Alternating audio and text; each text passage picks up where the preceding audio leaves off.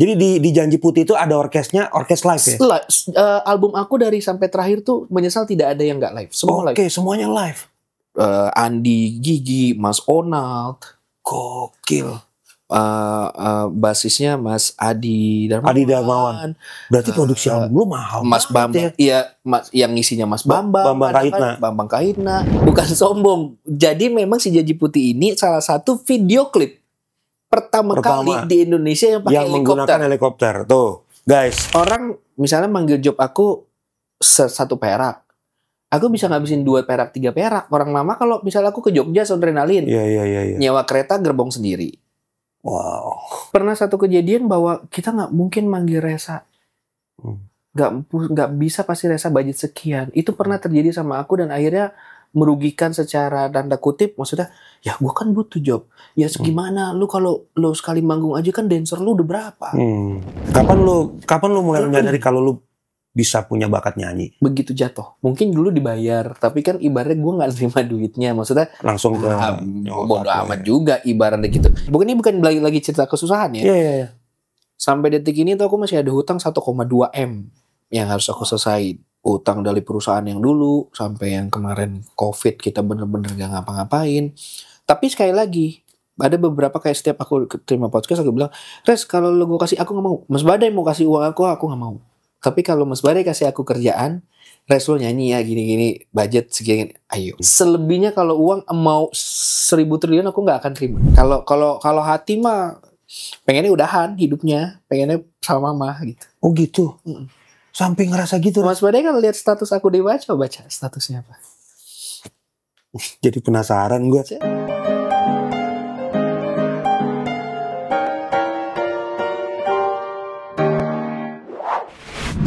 Oke, selamat bertemu kembali teman-teman semua. Gua Badai. Mudah-mudahan jangan bosan juga dengan konten-konten gua. Ya, kebetulan hari ini Ngokar ngobrol karya gua. Ini bersama dengan teman lama, senior. Ini beliau ini senior saya, ya kan. Tadi waktu backstage-nya ternyata ada 3 hal yang identik dari beliau ini ya. Yang pertama, Justin Timberlake-nya Indonesia. Yang kedua, mantannya Nia Ramadhani. Dan yang ketiga, menyesal. Itu adalah 3 hal katanya Resa Herlambang. Orang tuh mengenal lu dari situ. Recognize aku tuh kurang lebih itu. Iya. 3 hal itulah gitu. Yang kalau Resa Herlambang. Jadi ada macam-macam kategori. Kalau ibu-ibu tuh, oh iya yang dulu mantannya si Nia Ramadhani. Ibu-ibu ya. Nah, kalau yang generasi 2000-an tuh, anak-anak yang 90-an 2000-an tuh, ini si Justin Timberlake Indonesia. Atau teman-teman musisi nyebutin gitu. Iya. Sampai kayak ada Mas Anang juga, ini dia si paling meriah kalau di atas panggung. Karena ya si cowok meriah. Karena maksudnya tuh zaman itu kan ngedance sendiri aja gitu.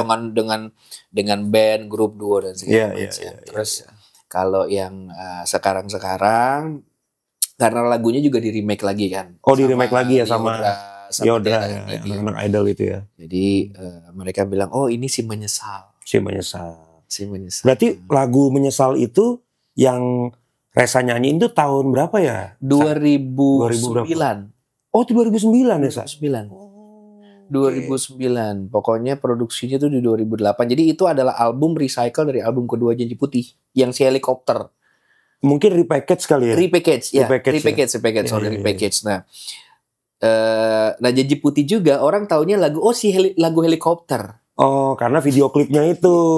Jadi si Janji Putih ini bukan sombong. Jadi memang si Janji Putih ini salah satu video klip pertama kali di Indonesia yang pakai helikopter. Menggunakan helikopter. Tuh, guys, 2008 ya? Itu 2007. 2007 tuh. Seorang Resa Herlambang, video klipnya guys udah pakai helikopter. Lagi punya kesempatan waktu itu. Wah, itu berarti lagi cair banget tuh ya, Iya bisa dibilang bukan lagi cair ya, maksudnya sama Tuhan lagi dikasih kepercayaan. Orang tua lagi dikasih kepercayaan. Rezeki yang berlimpah. Itu pakai helikopter. Itu kerjaannya Mas Rizal Mantovani. Oke. Nah, Rizal Mantovani juga beberapa kali bikin video klip Triswati juga. Betul. Gitu. Terus pertama kali bikin film juga, kamera film tuh aku sama Tofu. Yang udah pakai kamera film. Berarti detail banget ya. Yes. Itu dance yang benar-benar muternya slow mo. Jadi kalau ada lagu ada masih adakah cinta tuh, itu Mas Rizal bikin. Mas Rizal tuh bisa tiba-tiba, tante lagu ini bikinin deh video klipnya, kayak seru deh gitu. Bisa gitu. Oh jadi tapi nggak dipromoin, bikin aja video klip. Jadi dia bisa langsung ngomong sama nyokap. Iya, karena jadi gini, mayoritas mungkin kalau waktu itu Mas Badai keluarnya di era-era sebelum aku, mungkin lebih kenalnya juga ke Papa. Karena di studio Papa tuh Tebet semua datang. Mas Yoki Suryo Prayogo, Mus Mujiono, Pasto Baru, Ariel, semua tuh bisa main ke tempat bokap. Jadi istilahnya apa ya? Tempat tongkrongannya lah ya. Tempat tongkrongannya. Nah, ini gue penasaran, Sa. Jadi sebelum kita masuk ke Resa yang udah mulai jadi penyanyi segala macam. Lu tuh sebenarnya bakat nyanyi lu tuh awal dari mana sih? Yang pasti aku dari 6 tahun tuh udah ikut lomba. Memang ikut proses, walaupun basicnya aku nggak pernah dikontrak label. Aku adalah penyanyi yang benar-benar modal sendiri, produksi sendiri, dari bikin 6 master tahun sendiri. Iya, nggak, kalau 6 tahun ikut proses lomba, Oh, proses lomba. Sampai Asia Bagus tahun 99 juara. Oh, lu pernah Asia Bagus juga? 99 juara. Setelahnya Mas Rio Febrian. Oke. Itu aku 99. Jadi aku tuh ikut Bintang Radio, Pranajaya, Ibu Kasur, Desaku yang ku cinta. Itu ikut lomba. Pasya Raya dulu lomba, Bintang Radio tuh ikut lomba. Diikutin semua lomba sampai Asia Bagus tahun 99. Itu puncaknya ya? Puncaknya. Dari Asia Bagus akhirnya belajar rekaman sama Mas Rian Kyoto. Oh, Om Rian Kyoto. Nah, karena Om Rian Kyoto tuh teman mama dulu di Suara Mahardika. apa? Ya, dancer atau penyanyi? Oh, penyanyi. Jadi mama tuh suruh ikut grup vokal lah. Grup vokal di Suara Mahardika. Aku nggak terlalu nge juga ya. Suara Mahardika tuh mama termasuk ikut. Terus papa juga dulu adalah yang ngajarin vokalnya Mbak Nia Daniati, Anggun C. Sasmi. Guru vokalnya tuh. Iya, jadi kayak kita aja kan ada beberapa musisi yang memang dia tidak di industri, tapi dia bagian dari bagian produksinya, dari industri. Cuman musisi-musisi yang tahu, cuman penyanyi-penyanyi. Mungkin secara public awareness-nya bokap bukan orang yang populer di publiknya, tapi di kalangan teman-teman musisi zaman dulu tuh Mas Rian, Om Tito, ya semuanya temenan sama papa.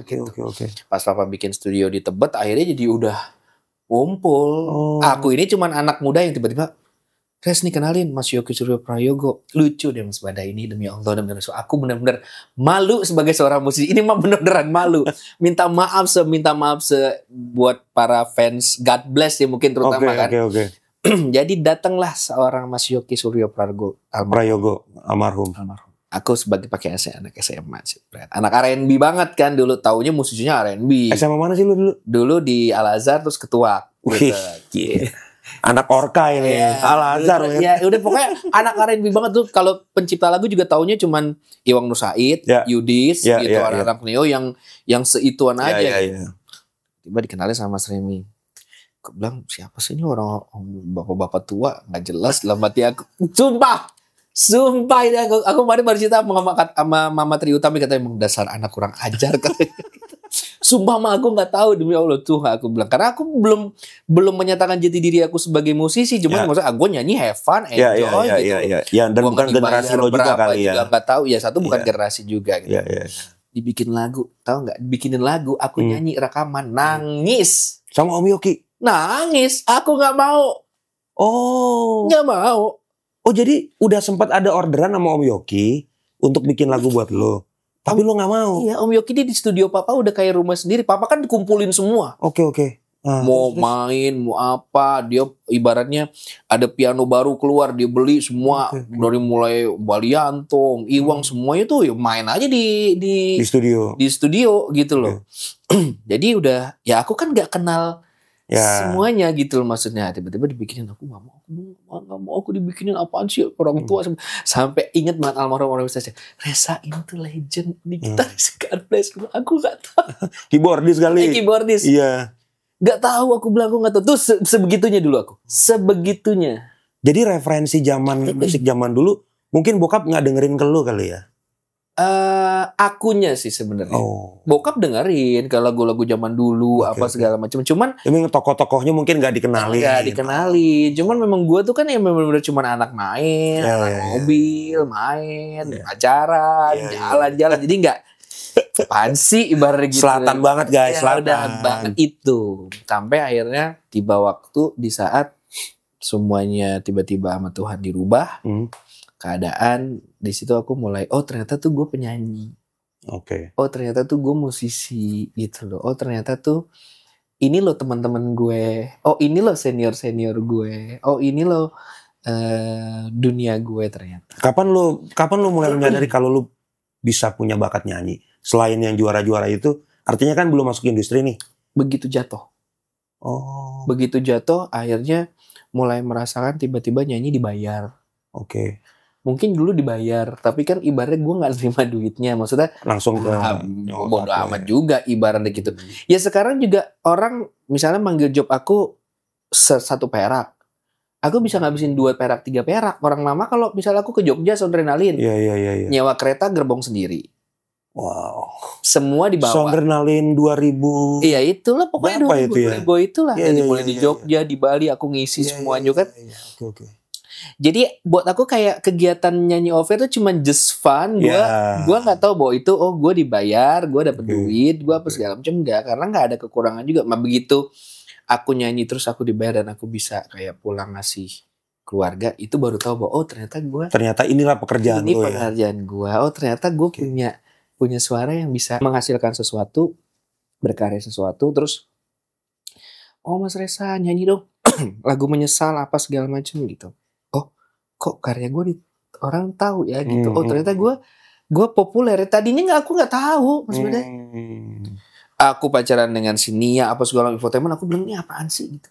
Oh jadi itu lu mengalir aja natural sementara tahu, lu nggak mengerti efeknya sih. Disuruh nyanyi ke sini dateng, latihan, enjoy, syuting, nggak tahu bahwa gue tuh artis, gue itu ternyata orang yang dikenal, gue tuh punya tanggung jawab yang ini bener-bener nggak ada. Nah proses lu ketika sampai di album pertama itu emang udah keputusan nyokap atau emang lu udah disediain jalannya? Kalau keputusan nyokap pengen jadi penyanyi itu dari awal, dari mulai aku diikutin lomba di Pranajaya. Itu memang aku diikutin lomba sama Om Elva Sesoria juga di BIS Seni Suara juga dulu. Terus aku sempat ya nggak tahu kenapa, karena mungkin sama Tuhan dikasih sedikit bakat, ya akhirnya ada prestasinya. Aku ikut course di Pranajaya dulu sampai ke Amerika gitu. Tapi aku cuma mengikuti bahwa itu adalah kegiatan sekolah aja gitu, kegiatan les aja gitu, bukan bakal jadi satu bintang, nggak ada gitu. Nah begitu bikin album rekaman, oh ini rekaman gitu, oh ini gitu aja, udah habis rekaman pulang, mau hasilnya bentuknya kayak apa sih nggak dipikirin sama sekali. Jadi sebenarnya kalau gue bisa simpulkan sedikit, berarti lo ini hanya menjalankan apa yang menjadi program orang tua.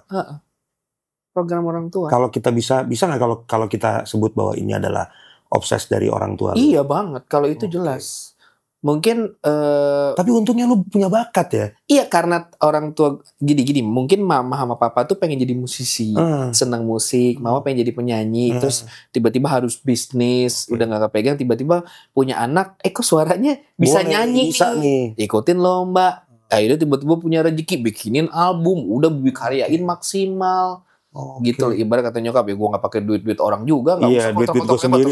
Gue mau bikin video klip hari ini, gue mau bikin album, gue mau nyanyi, mau lu pakai dancer 50 kayak manggung juga nggak ada urusan. Makanya kadang-kadang gue panggil Resa berapa ya honorer segini, tapi dia datangnya segambre. Soundman-nya ada berapa zaman dulu? Soundman berapa orang? 3 orang. Udah ada sendiri, mic udah sendiri, udah pakai ear sendiri, yang megang ear sendiri, zaman yang itu megang. Ya. Iya. Ibaratnya gue belum harganya, ibarat produksian sama bayaran yang dikeluarin sama nyokap. Cuman kan nyokap gini, gue gak peduli anak gue dibayar, yang penting anak gue tampil the best. Berarti nyokap lo itu memang udah punya dreams ya. Iya. Dia pengen packaging lo tuh, orang gak perlu tahu gimana sulitnya di belakang. Mama gitu ya. sama maminya Agnes itu berteman. Jadi kita formatnya tuh sebenarnya sama. Nyokap lo sama nyokapnya Agnes? Iya. Temenan? Hopeng. sangat Hopeng. Gitu. Jadi pola pikir mereka nih berdua sama. Arahannya ya gitu ya. Pola pikir mereka tuh berdua harus jadi nomor 1. Mami tuh pernah ngomong, Yul, kalau mau bikin anak apa sekalian jadi nomor 1, jadi nomor 1. Ya tanggung-tanggung lah. Sekalian dia bilang gitu. Biar orang melek abis itu ntar dipanggil. Bener sih. Ya makanya tapi nggak bisa dipungkirin ya. Apapun yang udah dikeluarin sama orang tua aku, mama dan papa, ya orang tetap ya emang lu kalau lu manggung ngedance mah emang keren banget ya, gimana nggak keren? Iya sih, saat tiba-tiba teng ini nyala betul, semua lampunya betul, zaman betul. itu. Saat itu gue inget banget ya. Gue kan waktu itu dia tuh kalau nggak salah yang dance itu apa? Haruskah ya? Haruskah tuh tahun berapa? 2004. Nah 2004 itu gue baru merintis Krispati lah saat itu ya. Iya. Dan gue ngeliat video klip lo itu di MTV. Iya. Itu gue langsung bilang, ini orang siapa ya gitu ya. Udah begitu. Gila, maksud gue udah segitunya udah gitu begitu. Ya. Kita Haruskah itu 3 set. Syuting 2 hari. Wow. Sama Mas Rizal. 3 set, syuting 2 hari. Pakai hampir 15 baju. 15 baju? Iya. Beda-beda. Nanti ini adegan yang fighting sama dance. Udah begitu. Karena kan aku, Mas mau bikin-bikin. Ya udah aku mau bikin-bikin tapi ada gini-gini. Ya semau aku aja. Gak mikir itu. Budgetnya berapa? Enggak. Jadi ya, udah gitu Mas Rizal juga, oh iya bagus Red, gini-gini. Iya lah, dia juga demen kan. Udah gitu. Selama produksi lancar ya kan. Produksi lancar, tandem. Iya bagus, nanti begini, nanti udah. Terus kumpulin semua dancer.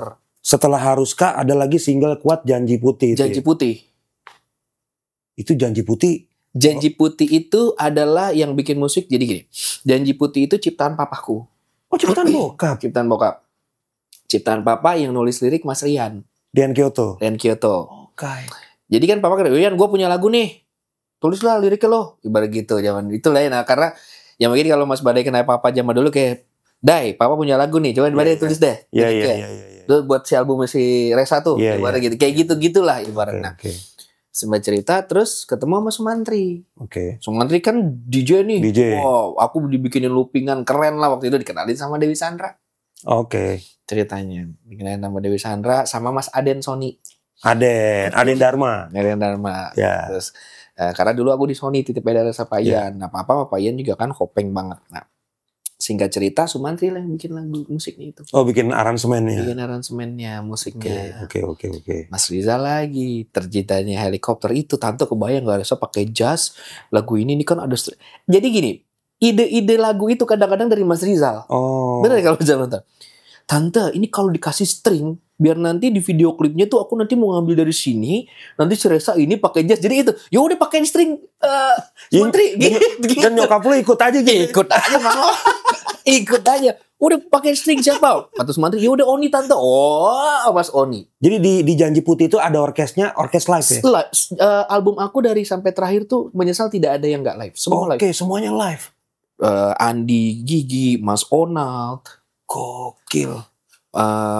Basisnya Mas Adi Darmawan. Berarti produksi album lu mahal. Mas Bambang. Iya, yang ngisinya Mas Bambang. Bambang Kahitna.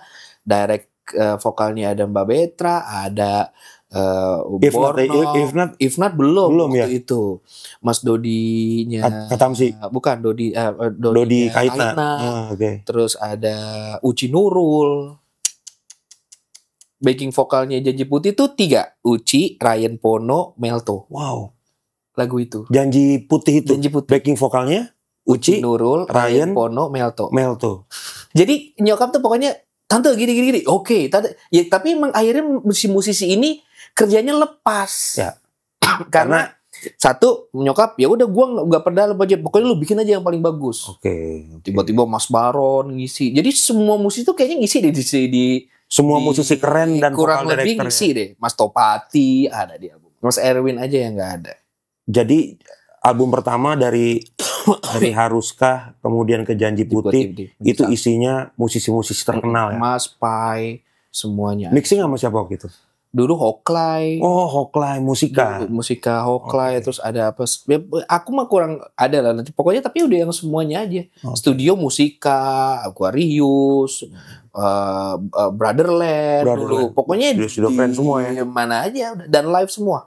Dan saat itu kan 2 album itu kan lu bunyi banget nih. Ini kita belum Iya. belum ketemu repackage yang ada menyesal itu ya. Belum. 2 ini lu udah ngider kemana-mana tuh. Udah. Off air ya. Udah. Jadi misalnya gini. Tante promo off air nih pesawat ini diganti sama mama aku pesawatnya. Hah, diganti? Misalnya pesawatnya misalnya. Jangan naik nanti takut ini udah semua diganti mama. Ini harus disensor ya. Iya maksudnya gitu. Semua diganti, maskapainya diganti. Oke. Dancer, tapi mamaku gini, nggak ada ya pokoknya semua kru, semua dancer, semua pemain band, semua asisten resa, semua satu hotel, satu pesawat. Makanya aku sampai sekarang apapun cerita harus satu. Mau aku yang turun atau kalau misal di provide bisa semua. Oh jadi kalau misalkan lu kepisah-pisah, lu nggak mau, either lu yang turun atau mereka yang bareng lu. Kenapa gitu, Sa? Nggak tahu emang dari emang dulu udah kebiasaan. Mama juga begitu, nggak ada pokoknya semuanya bisa. Semuanya harus bareng. Gitu ya. Makanya sebenarnya kalau dibilang Resa Herlambang ini secara investasi kalau dibilang kembali belum kembali nilai investasinya. Dari yang kemarin album dari itu. Yang ibaratnya dikeluarin sama orang tuaku belum keluar investasi. Tapi ketika mamaku nggak ada, beliau cuman gini mungkin ya. Lo udah gue kasih warisan yaitu nama Resa Herlambang. Ya. Itu investasi masa depan lo. Itu investasi yang mungkin puluhan miliar yang udah dikeluarin. Ya sekarang tinggal coba aja diterusin. Sebenarnya aku nih sekarang lagi cari jalan meneruskan itu. Meneruskan dengan istilahnya historical itu ya. Ibaratnya udah dikasih pondasinya, tinggal terusin. Oke. Ya, tapi gue percaya pasti. Kalau itu kan semuanya misteri ya. Maksudnya kadang kayak aku hari ini ketemu Mas Badai, kita nggak pernah tahu gitu loh. Nantinya akan terjadi sesuatu kita juga nggak pernah tahu. Maksud aku pasti ada itunya gitu. Jadi sekarang ya makanya kayak kadang-kadang aku suka live streaming nyanyi. Aku masih nyanyi juga gitu ya. Satu itu juga menghidupi aku sekarang. Kedua memang ternyata mungkin ini udah jalannya gitu. Maksudnya cakep bisa dirubah, muka orang bisa berubah, menurutku. Ada rambut, nggak ada rambut, putih, coklat bisa dirubah kalau kita punya uang. Tapi kalau yang namanya kayak Dave Tone ya, itu kayaknya ya udah lu mau punya duit 1 triliun pun, itu legacy lu mesti mintanya sama. Betul, setuju gua. Jadi setuju. Buat kita ya, bukan membedakan kasta. Buat kita para teman-teman yang dikasih suara bisa nyanyi, pertama bisa nyanyi itu. Aku rasa pasti ada reason lah. Ada bakat. Tinggal balik lagi semua kan sesuai dengan garis tangan atau jalan hidup. Tapi at least usaha sih. Jadi sebenarnya aku tuh lagi ingin membalas budi di mana bahwa achievement yang sudah dicapai sama mamahku gitu ya. Seorang Ibu Yula, aku bilangnya Ibu Yula karena bicara Resa Herlambang nih, bukan anak gitu ya. Sebagai eksekutif produser, gimana caranya aku bisa minimal menyamai achievementnya. Setelah dari menyesal ini kan memang bisa dibilang aku belum produksi yang secara benar-benar dipikirin. Kalau dulu tuh kan mau keluar ini aja mama bisa nyewa, mau bikin album tuh dia bisa nyewa villa convention. Yang di plenary hall, ya kan? Isinya 50 orang, meeting semua di situ. Oh, untuk persiapannya. Ini mau bikin album, saya mau ngapain? Oh, ini belum launching ya? Belum. Baru mau bikin album doang? Belum begitu. Udah nyewa convention? Iya. Jadi dia dikumpulin, diundang semua musisi, gimana top coba beda apa segala. Sebenarnya yang harus dicerna bukan masalah borosnya. Tapi lebih ngerjain sesuatunya tuh dia fokus ya. Serius.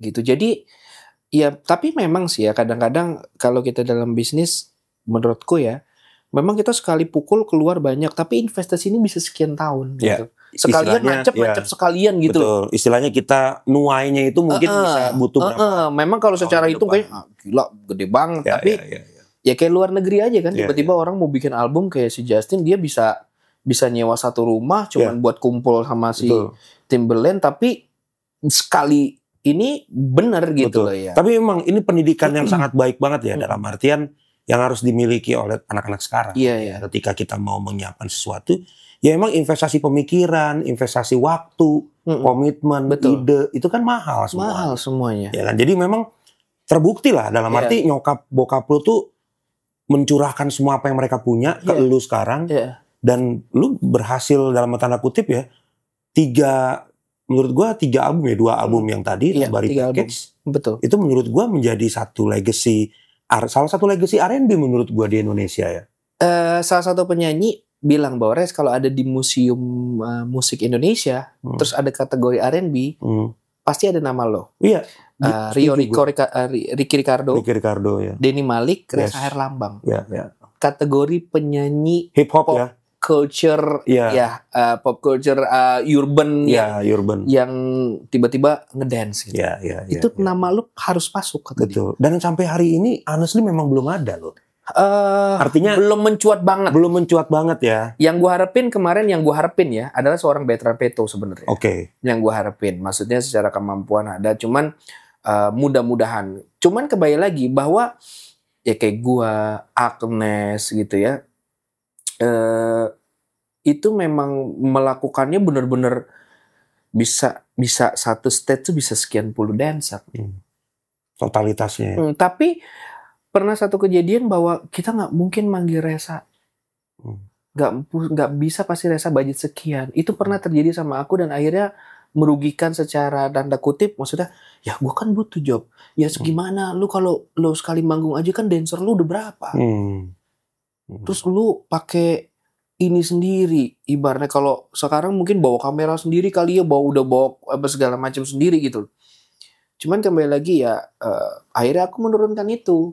Ya, untuk saat ini ya. Mungkin juga aku kejar produksi yang dulu, karena kan kemampuan dulu kan di cover sama mama dan papa gitu. Ibaratnya yang penting kalau mereka kan, gue nggak nyari, anak gue bukan gue suruh nyari duit gitu loh. Kalaupun ada duit masuk ya nggak apa-apa. Yang penting gue pengen ngasih tahu bahwa harus keren. Nah, untuk yang menyesal itu kan ciptaannya Mas Yofi. Mas Yofi Widianto. Itu di situ kayaknya lebih menguatkan lu lagi, tapi akhirnya jadi penyanyi pop ya. Ya.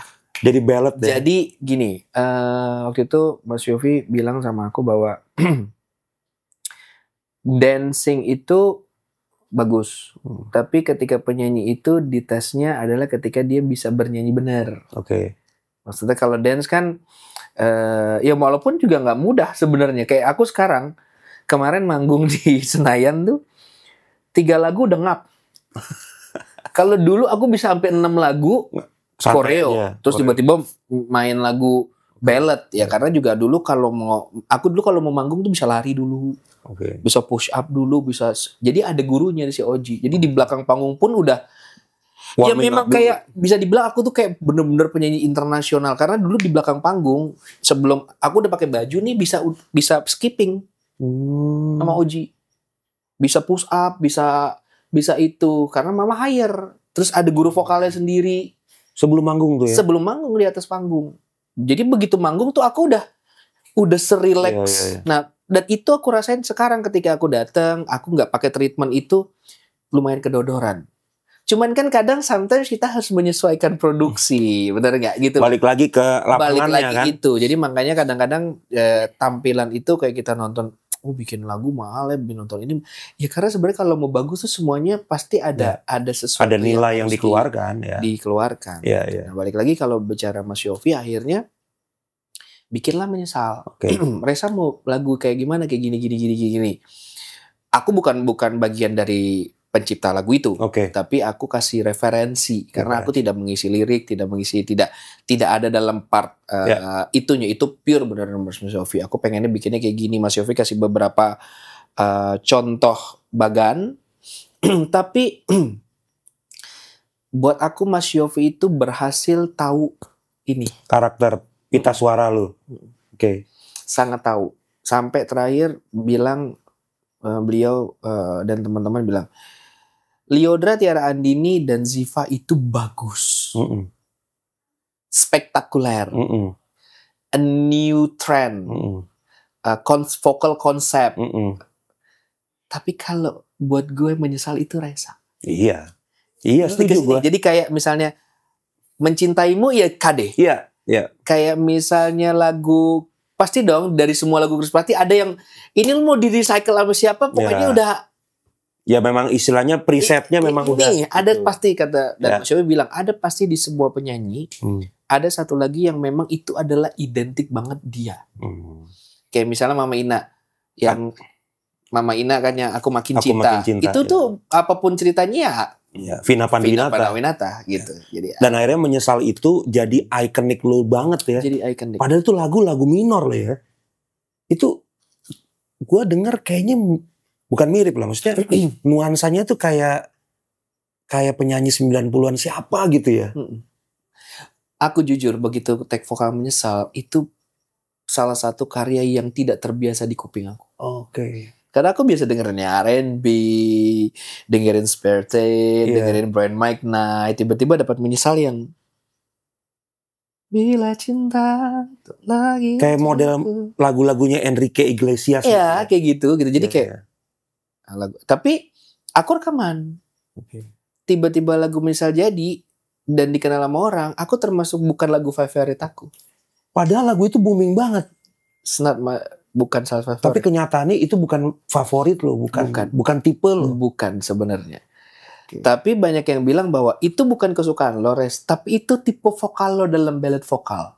Dalam ballad vokal. Dalam kalau lo mau bikin lagu ballad, kayak gitu standarnya. itu minimal. Dan ternyata ya kayak gue bicara Justin ya. Ada lagu Justin yang Never Again. Itu Never kan Again. beda banget. Iya. Gitu. Yang memang ternyata memang di situ. Jadi buat aku balik lagi ya Mas Yofi ya, he's a maestro ya gitu ya. Sama lah kayak Mas Badai, pasti melihat warna itu kan dari sisi naluri yang berbeda dituangkan dalam sebuah chord dan melodi kan itu gak mudah. Makanya juga kenapa sampai detik ini aku belum melakukan yang benar-benar Reza is totally back to the studio. Karena buat aku gini, ya jujur aku tahu kemampuan aku. Aku sekarang bukan artis yang di bawah naungan label atau manajemen ya, mungkin dari sini kita nggak tahu tiba-tiba ada yang mau. Ayo dong, ini aset loh ini. Kerjasama gitu. Karena buat aku gini, ketika aku membuat sesuatu, entah aku mau kerjasama sama Mas Badai, gitu segala macam, aku tahu diri bahwa ini bukan sesuatu yang murah. Oke. Betul nggak sih gitu? Ketika aku mau balik, kita bikin lagu, itu kan juga bukan sesuatu yang murah. Tiba-tiba dari album sebelumnya semuanya asli, tiba-tiba Mas Badai bikin stringnya program apa segala macam. Itu kan kayak, jadi aku juga harus menyesuaikan lagi. Ini dulu tinggi banget sih ibaratnya gitu loh. Minimal kan harus secara quality. Tapi sekarang yang live juga banyak yang bagus dan harganya loh, that's why. Makanya intinya kan tetap harus diproduksi dengan benar. Iya, itu betul, buat aku. Maksudnya fokus. Karena aku percaya gini, ketika Mas bikinin lagu buat aku, ketika Mas Badai mengerjakan nyambil sama yang benar-benar oke, Res, 1 bulan gue fokus gimana, kita workshop berapa kali, lu datang, kita ini apa segala macam.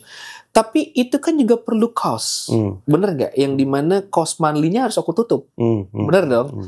Nah hal-hal gitu, kenapa dulu mungkin kayak Mas Yofi apa segala macam, bukan bicara uang ya, karena dia bisa leluasa karena kayak misalnya tiba-tiba bisa seharian loh Mas Adi Darmawan tuh di studio, papa aku iniin bass buat album aku, tapi kan kita mempayment dia secara as a profesional. Karena emang istilahnya tidak digangguin, nggak dibatasi lagunya. Gitu loh, gue harus ada kerjaan dulu nih, gitu loh. Dan aku rasa itu juga kan makanya di luar kenapa produksi akhirnya masih mahal gitu loh, karena konsentrasinya bener-bener ya buat aku nggak tahu kalau mungkin secara keilmuan musisi Mas Badai lebih senior dari aku, tapi aku percaya bahwa sekarang itu susah gak sih nyari identitas penyanyi? Sekarang ini kalau menurut gue penyanyi itu hampir sama. Iya, identitas susah, susah. Krisis kan. Apalagi mohon maaf, maksudnya penyanyi cewek gitu ya. Iya. Kalau penyanyi cewek hanya ada beberapa suka yang ketukar. Kita tahu lagunya, tapi kalau dulu kan ibarat gini. Glenn Glenn, ya KD ya Chris Dayanti. Beda nih Glenn, beda nih KD, Mama Ute, Titi DJ, beda semua. Udah beda semua nih, udah beda. Walaupun setipe, mereka sama-sama solois, gitu. Kayak dulu juga band, ya Chris Patti. Peter Pan is Samson gitu ya. Pokoknya beda gitu. Kalau sekarang tuh kadang-kadang kita tahu lagunya tapi nah itu. Wow, itu kan kenapa buat aku cost produksinya harus tepat ya, bukan bicara mahal ya, tepat ya gitu maksudnya. Karena supaya identitasnya betul. Iya kan? Kalau sekarang mungkin Tulus. Betul ya. Ibarat kita merem aja udah ini Tulus nih atau misalnya Bernadia nih ibarat gitu. Kecuali dia punya karakter vokalnya kuat. Kalau kayak aku jujur, aku tahu diri. Kalau aku tidak dikerjakan dengan total, mendem. Sama aja sebenarnya gitu. Nggak terlalu kelihatan. Bukan sesuatu yang tiba-tiba anjing ini si Reza nih, gitu. Tapi memang gue yakin masih banyak produser yang membaca. Artinya gini, kalau menurut gue sebagai produser dan songwriter, sekarang gue nyanyi juga gitu ya. Gue ngelihat lu tuh memang sebenarnya sudah harus waktunya untuk digali lagi. Harusnya. Gitu. Tapi gini, jangan lagi dengan konsep-konsep yang menurut gue yang sudah pernah terjadi. Gitu. Lu sekarang benar-benar harus menyesuaikan diri dengan dunia pop Indonesia sekarang. Iya. Di mana setiap hari banyak lagu baru kan. Betul. Nah, lu harus memanfaatkan itu supaya algoritma lu tetap ada nih. Benar. Di digital. Benar. Makanya yang gue mau tanyain itu adalah setelah eranya menyesal segala macem yang udah lo nyanyi sendiri, lo kan juga berkarya buat orang lain. Salah satunya adalah buat Syahrini kan. Nah, kenapa lo nggak lakukan sekarang untuk songwriting, untuk penyanyi-penyanyi lagi yang lain? Lagu lo bagus tuh yang buat Syahrini. Gini, gue itu kurang bergaul. Oke. Basicnya, gue punya teman-teman musisi itu dikit. Karena itu tadi, gue mengetahui bahwa jati diri gue sebagai ini gue punya itu baru di 2010-2011. Yang lagu itu ya? Ya. Si Syahrini itu tahun berapa? Itu tahun itu. 2010 ya? Begitu jatuh. Karena dulu kan gue nggak tahu bahwa musisi ini ya, dunia musisi ini itu ya cuman sekedar enjoy, fun things. Jadi sangat mau gitu, tapi aku nggak bisa main alat. Jadi aku kayak Mas Sumantri juga aku humming, tapi karena aku dulu sekolah dan aku lulus, jadi aku tahu hearing. Aku nggak tahu nih misalnya Mas Badai mencet ini, aku nggak bisa nyebut kalau Mas jadinya ke F atau itu aku nggak bisa bahasa itu. Tapi Mas kayaknya lu di situ deh tangannya. Aku tahu karena aku punya kita vokalis hearing. Dulu pernah. Jadi kayak misalnya sol, si, do. Kita hearing, kita punya muda, tapi aku nggak bisa main alat musik. Jadi ketika aku bikin lagu, salah satu kendalanya aku tidak pernah punya stok yang harus aku jual. Jadi lo tuh bukan nggak bisa aku nggak bisa tiba-tiba, Mas, aku punya lagu nih, lo nyanyi. Nggak bisa. Jadi aku kalau jadi harus ketemu sama yang customize berarti ya. Aku customize karena basically aku nggak bisa arrangement. Jadi aku humming, aku bikin lirik, baru misalnya Mas, ini aku ada melodi ini, aku ada lirik ini, nah baru nanti ya kayak Temeli Guslo udah persis. Ya. Gak bisa main alat, jadi bener-bener yang ada Mas. Jadi mengandalkan yang nada di otak lu aja, terus lu keluarin lewat humming gitu. Tapi aku tahu maksudnya, ini kayaknya bassnya enaknya di sini sih, di sini nih. Karena kita punya kemampuan hearing itu gitu loh. Kayak misalnya, Mas kayaknya aku nggak tahu ya namanya apa, coba lu turunin. Kayak isi drum pun aku masih bisa kayak. Pokoknya bunyinya harus gini. Gue nggak tahu itu apa yang lo pukul apa namanya, tom kah, apa floor kah, gue nggak tahu gitu. Tapi menurut gue bunyinya harus ini. Coba lo pukul. Ya ini bunyi ini maksud gue gitu. Berarti memang telinga lo tuh cukup tajam juga. Ya karena sekolah. Karena aku sekolah. Solmisasinya aku sekolah. Aku bisa baca not balok. Oh, lu bisa baca not balok? Secara vokal ya. Gitu. Kalau vokal ya. Kalau partitur ini kan aku nggak terlalu. Karena kan beda kan gitu. Bisa. Jadi ya aku di Pranajaya di BIS gitu loh maksudnya. Jadi memang kemampuan itu aku punya. Mungkin karena sampai sekarang akhirnya aku bisa bertahan karena mungkin aku punya sedikit keilmuan itu dulu dan sekolah dulu aku main Manier juga, ada Berlian Hutahuruk juga, aku sempat diajarin, sempat ketemu Mbak Betra juga, sempat sama Uci Nurul juga, sama Mas Alfian juga gitu, Pak Pranajaya, sama Bang Elvas. Indra Ajis belum sempat, Indra Ajis. Belum ada waktu Oh, itu. belum ada ya. Saat ini maksudnya? Belum. Oke, belum. Bung Kris Patikawa waktu itu. Oke. Ya maksudnya Ya aku sana Asia bagus ya. Asia bagus. Oke, Diajarnya sama mereka-mereka itu Ya. pada saat era itu kan. Ya. Ya sekarang kemarin ketemu sama Melto, Ya. sama Irfnat Ya. gitu. Sama Mas Indra Ajis aku belum pernah bekerja sama bareng, ketemu pernah, cuman belum pernah kesampaian yang benar-benar collab kerja sama. Oke. Artinya sekarang Reza Herlambang akan segera memutuskan untuk kembali lagi, bernyanyi lagi. Kemarin kan baru sama Om Jadi gini, Balianto. Om Balianto itu adalah Sumpah Mati, bisa dibilang ya single aku juga, tapi itu adalah 35 tahunnya karyanya Om Bali gitu. Jadi lagu itu memang udah ada. Oke. Lagu itu udah jadi. Terus Res coba dengerin, ya udah boleh, dia nyanyiin sama aku. Jadi tinggal kasih ke lo untuk lo nyanyi. Iya gitu. Memang kalau ditanya kepengen Mas Badai yang benar-benar bisa mewujudkan apa yang sudah dikerjakan nih, gitu loh. Cuman ya kembali lagi aku nggak bisa berbuat banyak. Gue cuman yang kayak ya udah gue sekarang yang penting kalau ada kerjaan gue nyanyi dengan benar. Kalau ada orang yang ngajak kolaborasi gue bernyanyi dengan benar, gitu loh. Kalaupun misalnya ada yang mau bikin lagu ya satu gue nggak bisa stok, tapi kalau misalnya mau dibikinin dulu sama aku ya aku paling ya makanya aku sama Om Bali gitu atau misalnya jadi, kayak butuh partner ya.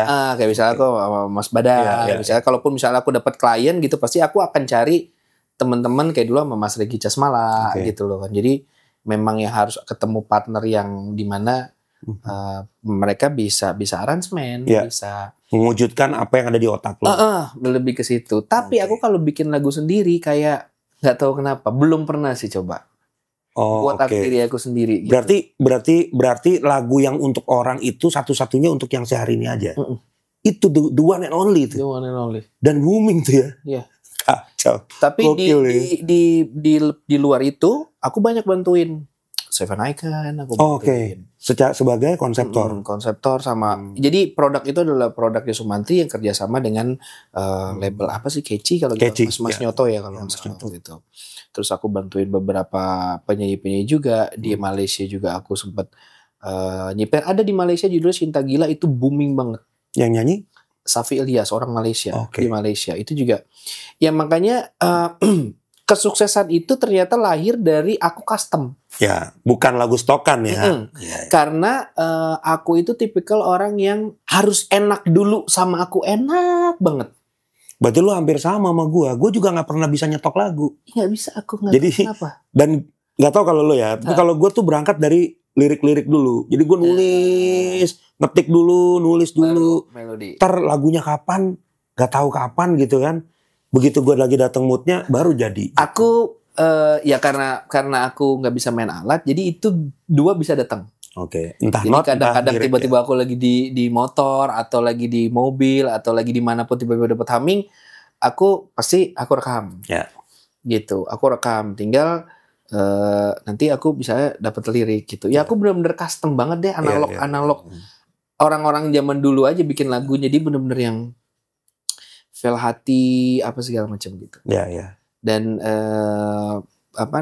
kalau dibilang sekarang kan aku hampir 21 tahun nih berkarya dari 2004 kan. Gokil ya. Secara industri 21 tahun. Kemarin sih kepengen tuh 20 tahun. Pas 20 tahun lo kan. Maksudnya pengen lagi ngewujudin bahwa aku lagi latihan dance lagi Mas Uday. Dalam kurang lebih 6 bulan belakangan ini lagi latihan dance lagi, udah mulai kembali lagi nafasnya. Tinggal nih lagi yang paling susah nih ngurusin badan. Karena itu kan dietnya kan gitu. Tapi alhamdulillah tulangnya udah mulai lemes lagi lah, udah lentur lagi. Karena basicnya memang aku dancer. Nah, kepengen sih. Jadi sangat kepengen ya, tapi aku juga harus tahu diri gitu loh. Maksudnya ketika ada seorang atau company atau label atau manajemen yang mau kerja sama aku, pasti aku tanya, ya kalau aku mampu ya aku mau, tapi kalau aku nantinya bakal ngebebanin aku juga nggak mau, karena basically kan everybody harus ikhlas dulu berkaryanya gitu loh. Dan investasi di sini kan nggak bisa nggak bisa satu Iya, tambah iya. dua, bisa tiba-tiba boomingnya bulan depan, Iya. tahun depan bisa tiba-tiba Biasanya langsung. unpredictable. Nah Iya. itu dunia kita kan gitu Iya, kan. iya, Jadi iya. kadang-kadang makanya, jadi sekarang posisinya aku lebih kepada orang yang menunggu aja sih. Oke, Gitu. oke, Menunggu, makanya kadang-kadang live, terus kayak misalnya ya ketemu sama teman-teman. Jadi Terus sekarang kegiatan di media sosial itu lu gabung sama apa? aku bikin grup, Kang Roni, sama Mama Mbak Tri Ii. Utami. Oke. Kita bikin grup bertiga. Ini off air juga. Off air juga, baru bikin single juga. Oh ya? Itu pengertian lagunya, recycle lagunya Mas Harvey. Oh, gue tahu lagunya. Ya, itu kan ciptaannya omnya Balianto. Jadi Oh. Balianto ini adalah ponakannya bersaudara apa sih penciptanya itu? Yang lagu Kembar Group. Oh, Alex Kembar. Alex Kembar itu omnya Balianto. Oh, Om oke. Balianto. Jadi Yang bikin pengertian ini. ya, Nice. pengertian ini ciptaannya Om Alex, ya kan? Terus aku lupa, takut salah ya, maaf. Iya. Om Alex atau pokoknya antara Om Alex Ya dan Kembar Group itu inilah gitu. ya. Waktu bikin lagu pengertian pertama kali ini yang bikin demonya Balianto. Demo untuk Harvey atau Om Demo untuk Harvey. Oh, oke. Demo untuk Harvey, bikin lagunya lah ibaratnya Om Alex atau siapa yang Kembar Group lagi bikin, terus Om Bali. Om Bali ini kan pianis, salah satu pianis, ya dia dapat penghargaan BASF. Iya. Ya kan, Mas Bali kan maksudnya musisi legend juga. Cinta jangan kau. Oh, itu aransemen dia tuh? Ciptaan dan aransemen. Oh, sama Om Rian ya? Sama Om Rian. Oke. Om Rian tuh yang bagian, jadi lagunya Om Rian yang nyelesain kayak Janji Putih. Oke. Gitu. Terus Poppy Mercury semua albumnya Om Bali. aransemennya Om Bali, Nika Ardila, apa segala macam. Terus di rumah juga ada beberapa piala BASF Award sebagai gitu, dan Penata musik terbaik ya. penata musik lah bisa dibilang. Terus sama aku dari dulu jadi musik director aku kalau manggung. Oh, kalau live. Kalau live. Oh, jadi live tuh dulu lu band juga ya? Iya. Formatnya. Format band, udah Gokil. pakai saxo, udah pakai backing vokal, Gokil. udah pakai, pernah kalau aku tuh kalau live kadang-kadang suka yang main keyboard Om Mus, tiba-tiba yang main ini Om Henry Lamiri, itu kalau live. Pantes saya produksinya bengkak cuy. Iya bener. Jadi misalnya kayak Janji Putih ini live sama band, ya udah manggung di mana, ya udah kata papa pakai sekuen tapi si Henry suruh main lah katanya. Nebelin, Biar lebih nebelin ya. Tetep dong kayak Mas Henry. Dan aku nggak tahu bahwa yang penting Om Henry main. Oh, ini ini. bukan nggak tahu bahwa Om Henry itu adalah musisi, nggak ngerti sama sekali. Oke. Oh, Mus Mujiono, iya main gitar, udah gitu. Segeblek ke si Reza. Enak banget hidupnya dia ya. Bener Mas Badai. Bener, itu sebenarnya Luar biasa. Nah, Res, Hmm. ini kan perjalanan lu kan menurut gue baru pertama kali nih ngobrol sama lu. Iya baru Dan pertama kali. gue baru tahu bahwa segitunya orang tua lu tuh memproduk lu, Iya.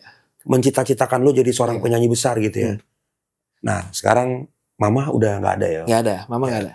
Res, kalau misalkan hari ini nyokap lu masih ada nih, dan lu sekarang ada di hari ini, kira-kira apa yang lu mau ngomong sama nyokap lu? Waduh, kalau bicara mama udah Dan pengorbanan beliau luar biasa lu sama karir lu, bro. gini ya Mas Badai. Mama itu salah satu penyesalanku dalam hidup adalah ketika beliau sakit, kondisi kita lagi kurang baik. Bukan kurang baik, maksudnya tidak seperti mama men-treat aku pada saat itu. Mungkin kalau aku punya kemampuan finansial lebih juga beliau mungkin masih bisa terselamatkan dari kansernya gitu. Tapi kembali lagi kan semua udah jadi garis ya. Udah, kalau namanya umur kita nggak bisa negosiasi. Ya makanya aku bilang pengen banget bisa ngebales sebuah apa yang udah dikerjain sama mama gitu. Nggak bisa ngebales lah Mas Badai. Maksudnya semua tuh dia bener-bener ngelakuin semuanya buat si Reza Herlambang ini gitu. Terlepas dari seorang anak, justru dia tidak memperlakukan aku sebagai anak malah sebenarnya. Karena bener-bener ditreat sebagai seorang produk betul. Ditreat sebagai seorang artis ya. Artis. Iya. Terus aku juga kita mungkin kalau Mas Badai lihat juga kemarin kan banyak yang dibilang bohong lah Reza masalah dulunya anak orang kaya. Aku tidak pernah mendeklar itu kan. Iya.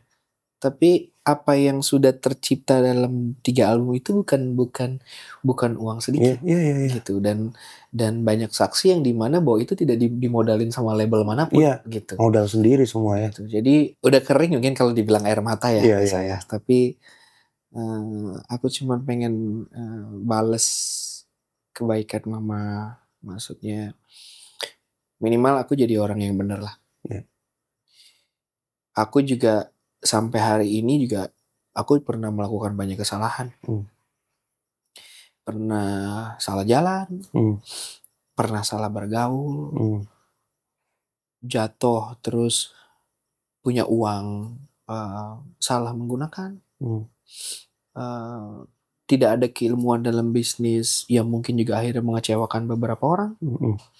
Tapi alhamdulillah Reza bisa gini karena dikasih kesempatan sama orang. Dan Reza selalu bilang bahwa minta maaf kalau aku punya salah, aku punya ya namanya orang perjalanan hidup ya gitu. Tapi mama selalu bilang sama aku, Res, yang penting cuma satu. Kamu harus sukses dan harus bisa angkat derajat keluarga kamu. Ya itu aja sih yang selalu aku bawa dalam doa, dalam ibadah, dalam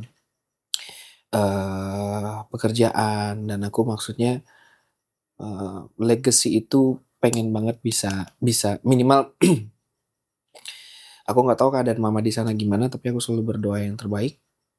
Tapi aku pengen mama lihat bahwa berhasil anak aku. Karena buat aku sekarang, apalagi tahun ini aku 40. Oh, tahun ini lu 40 tahun ya? Tahun ini aku 40, jadi banyak banget renungan yang terjadi. Aku selalu minta, maksudnya bahwa ya pengen ya. Kalau hati mah pengennya udahan hidupnya, pengennya sama mama gitu. Oh gitu. Sampai ngerasa gitu. Mas Badai kalau lihat status aku baca statusnya apa? Jadi penasaran gue. Saya lihat ya. Serius lu? Lihat status WA aku. Ini penasaran gue asli. Coba lihat status WA aku. Gue bacain gak apa-apa? Enggak apa-apa. Aku mau orang sure, why not? Gak apa-apa. Kita nanti ketemu lagi ya mas secepatnya. Aku sangat merindukanmu, Al-Fatihah. Serius? Semua marah. Jangan ngomong gitu dong secepat-cepatnya. Cuman buat aku karena gini.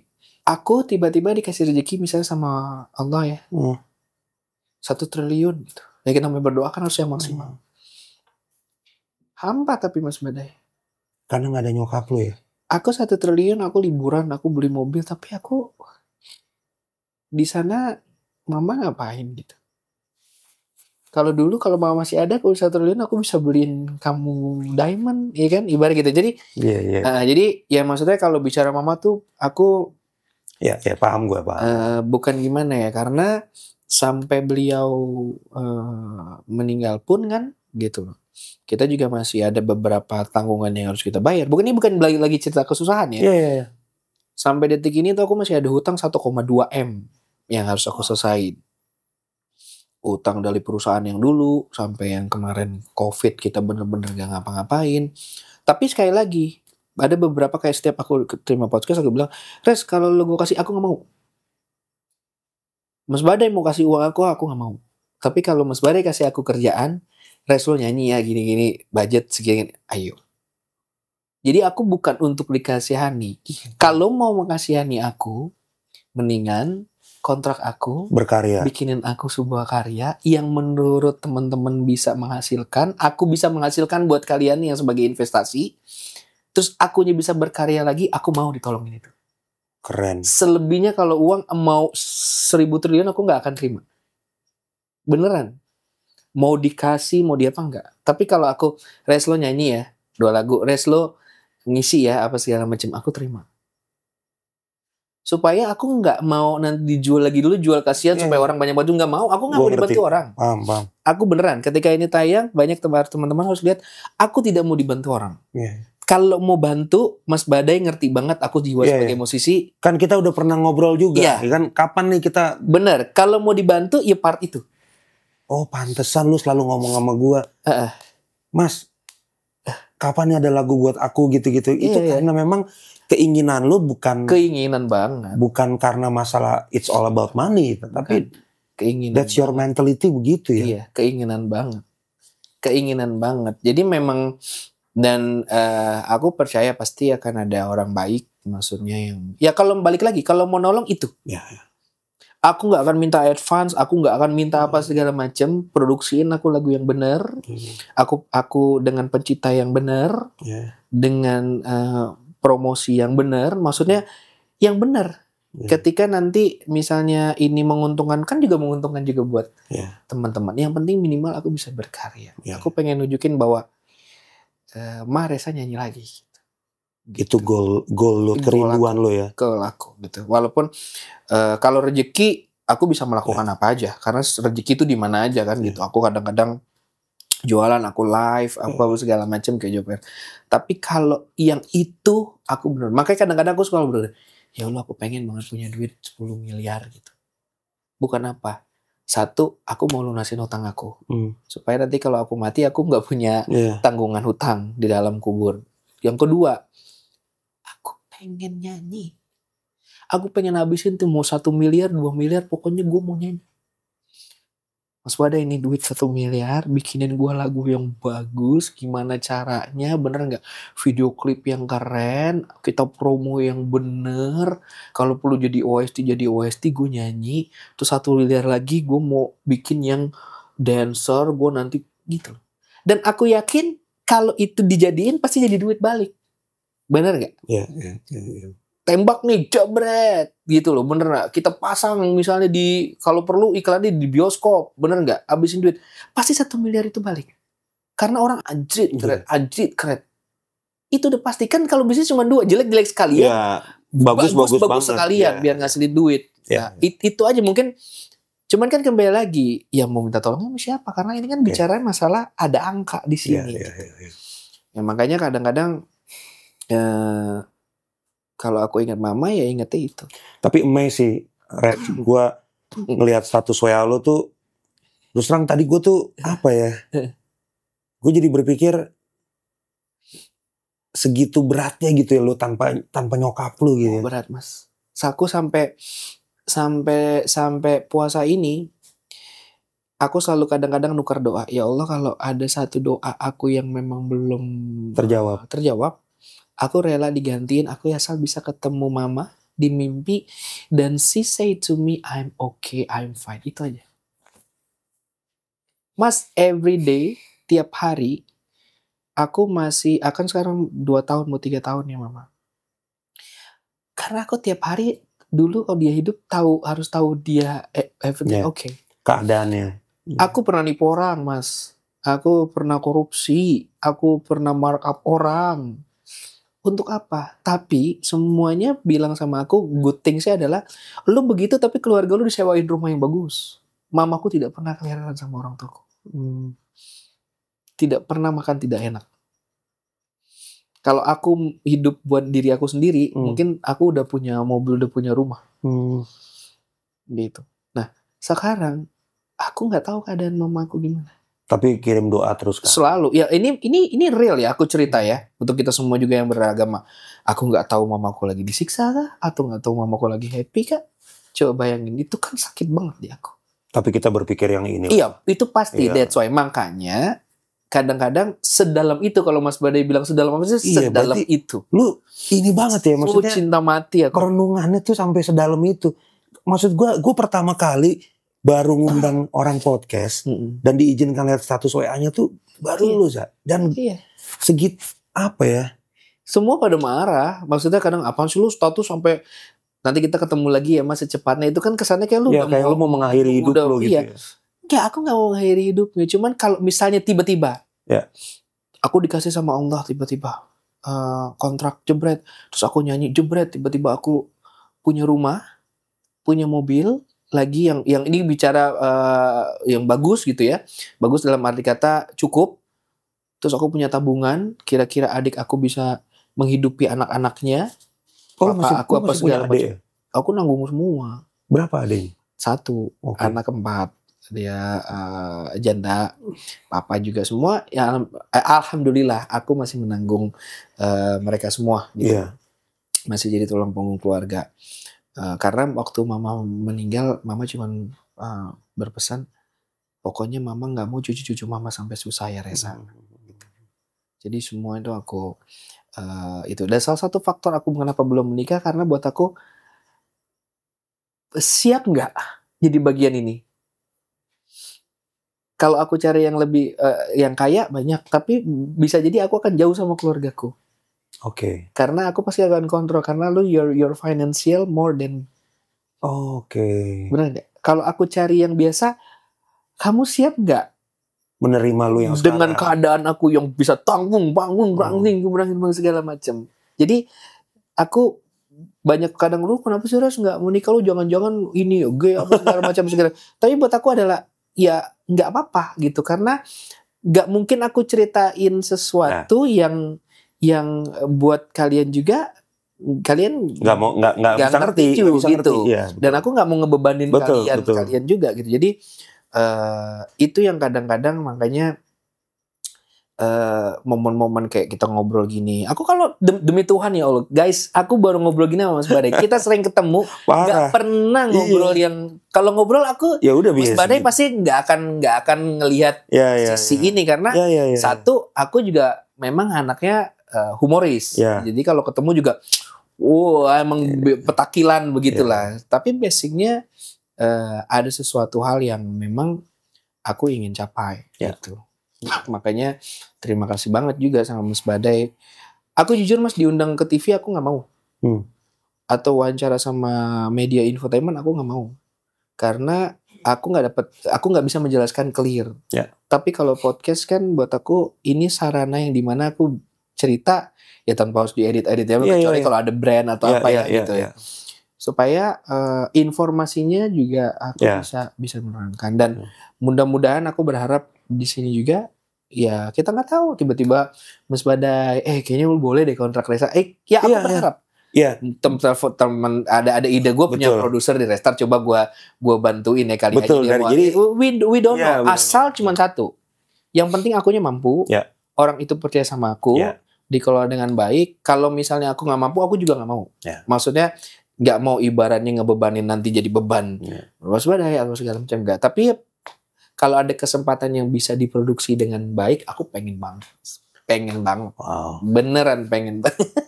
Ya mudah-mudahan juga aku ini tiba-tiba ada rezeki ya gitu. Karena aku nggak biasa. Aku nggak biasa ditraktir orang walaupun lagi susah. Karena dulu mama begitu. Nggak biasa tidak menghargai walaupun ibarat nggak bisa tuh kayak Mas aku tidak membiasakan lah ya, tidak membiasakan. Gratis lah, Mas. Aku nggak bisa tuh. Jadi tetap harus ya gue bayar lo berapa gitu loh gitu supaya ya nggak tahu emang udah biasa gitu. Jadi teman-teman Badai TV sekarang nih kita doain Reza Herlambang. Amin. Tidak ada yang kebetulan di dalam hidup ya kan kita bisa ngobrol Rez dan gue percaya setelah ini pasti akan ada rezeki dan berkat-berkatnya datang ke Reza. Amin. Gue juga sangat sayang banget dalam artian lu penyanyi yang menurut gue pada zaman gue muda tuh lu sebagai penyanyi yang gue pernah nikmati suaranya. Dan nggak kemungkinan juga ada lagu gue mungkin yang kita bisa bawain. Amin. Ya kan? Amin. Jadi inilah perjalanan hidup dari seorang Reza Herlambang. Makanya di konten-konten gue seneng dengan berbagi seperti ini. Thank you. Supaya teman-teman sekarang, anak-anak sekarang tuh tahu bahwa dulu tuh kita meniti ini tuh nggak mudah. Dulu susah banget. Sangat-sangat nggak mudah. Karena nggak ada media sosial, nggak ada gitu. Betul. Dan kita bisa lihat seorang Reza Herlambang hari ini he's still alive. Iya, masih still alive. Ya intinya mudah-mudahan bisa berkarya. Ya, amin. Aku juga sebagai seorang manusia juga pastinya punya salah. Aku minta maaf buat semua teman-teman yang di luar sana. Karena gini, kadang aku nggak tahu aku melakukan kesalahan sama siapa. Jadi kadang kayak di momen ini yang menonton, kalau misalnya tiba-tiba ada, Reza pernah punya salah tuh sama aku pokoknya minta maaf. Kalaupun misalnya ada gimana-gimana boleh DM aku. Maksudnya kalau misalnya kangen atau gitu. Terus kedua juga aku udah memaafkan semua orang yang menyakiti hati aku. Itu penting. Berdamai dengan keadaan dan diri sendiri. Benar. Jadi semua ngalir. Ya pokoknya aku terima kasih banyak. Sama-sama. Doa rezeki berkah semua juga buat Mas Amin. Bandai. Terima kasih Sama-sama. banyak. Sama-sama. Guys, Reza Herlambang, tolong di follow Instagramnya. Yes, terima kasih guys. Lu punya YouTube nggak? Punya, Apa namanya? tapi jarang. Reza Herlambang. Reza Herlambang. Kalau dia live di TikTok juga, tolong ditonton. Gue juga sering masuk soalnya. Aduh. Itu di mana sih dia di apartemen atau? Di apartemen. Di apartemen ya? Aku sewa apartemen. Oke. Di sana. Jadi kita live di kamar aku. Iya, benar. Gua tahu kok. Cuma gua sebelum menutup, rambut lu sekarang udah nggak botak lagi ya. Tapi nanti mau dibotakin lagi. Kemarin tuh ada beberapa brand yang ini aku harus berambut. Jadi harus iya dong. Ya pokoknya semua dijalanin lah. Ya. Semoga bisa berkarya lagi, bisa memberikan berkah karya lah kepada teman-teman. Amin.